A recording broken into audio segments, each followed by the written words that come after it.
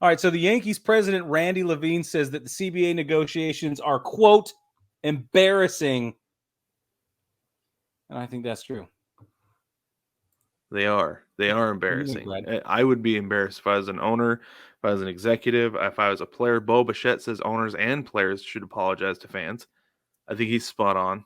100%. And the most truthful we've heard anybody be to date regarding this thing. You know, like Mike Trout's thing was all over the place about like I want to play baseball, I want to get this thing done, but we've got to get it right. It's like fans don't really care, honestly. Nope. Whether you get it right. All fans care about is the product on the field. It was almost like, yes, I get it, but on the other hand, I got to worry about me. Yeah. And I'm that. going to couch it in taking care of the guys in the future. And I feel like it was the party line that guys back in the 60s and the 70s and the 80s, when this was all really happening a lot. In the documentary Fastball, Goose Gossage is quoted as talking about this kind of stuff, and he says that's his line. Is he says we did it to make sure the players that came after us got taken care of, and that made sense back in those negotiations.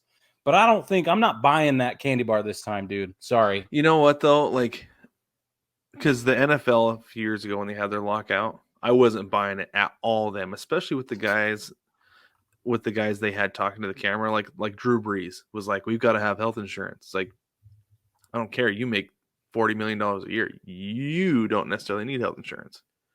So I couldn't relate to that, but I can kind of see where they're coming from. Like this is the one time that I've actually like followed a lockout where I'm kind of like, yeah, I can see why they're fighting for the guys who don't make money and the guys in the future, because they're pushing so hard for that pre-arb pool. Like that's like they are stuck in the mud with that pre-arb pool, and that is the one thing that they're like, no, we will not back off this issue. That and minor league players' pay and housing and all the stuff that's come, leading up to this. I agree with you. Yeah. I agree with that 100%. And I think that bullet point does justice to his argument. So yeah, you're right. It does. And I think if he had specifically mentioned, like I don't know, like the middle and low class of Major League Baseball, rather than saying we've got to get it right. Like that was like, I don't know. He could have worded it a little bit differently, but I kind of see where he's coming from. But at the same time, like, I'm kind of over it, honestly. Yeah, I'm over it. I'm sick of this.